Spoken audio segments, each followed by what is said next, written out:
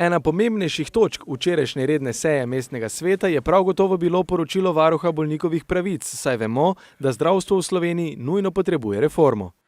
Ja, ne nanaša se niti tako izrazito na mestno občino Maribor, ampak na Slovenijo.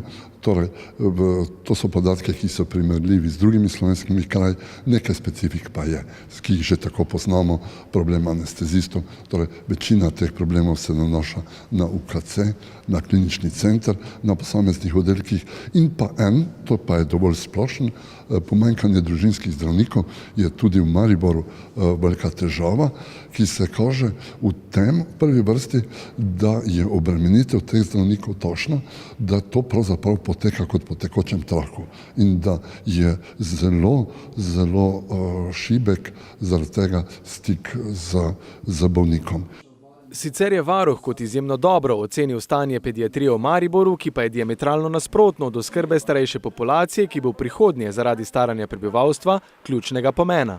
Veliko govorimo o rastoči populaciji starih, smo ponosni, da je med Slovenci med Slovenkami že kar nekaj stoletnikov, stoletnic. Vse to, ta del nekako zaznamo, medtem ko v ukrepanju pa nič ni videti, da bi tudi se prilagodilo zdravstvo starim ljudem. Ignoranca do starejših je še toliko bolj nerazumljiva, saj rešitve problema obstajajo. Kaj lahko Maribor naredi? Na medicinski fakulteti razpiše končno za to obdobje, torej tako kot oni temu pravijo geriatrijo, specialiste za starost. Potem naslednje, kar lahko naredi, je, da posveti, da se odloči za neko obliko negovalne bolnišnice in paliativne. Kljub temu, da tema ni bila na dnevnem redu, je največ vprašanj mestnih svetnikov bilo namenjenih reševanju problematike Mariborske knjižnice. Ja, v tem poletju sigurno lahko pričakujejo končno odločitev, kar se tiče knjižnice. Gre za to eno zadevo, ki se pač vleče kot jara kača in seveda nam je interes, da se ta zadeva reši. Je pa pomembno vedeti, da tu so tako različni predlogi bili od knjižnice vrednosti 32 milijonov do naše verzije, ki je vsaj ne vem, 3 do 4 nižja. In jaz mislim, da je treba v današnjem času se odločiti za nekaj, kar je res ugodno, ker ni predrago.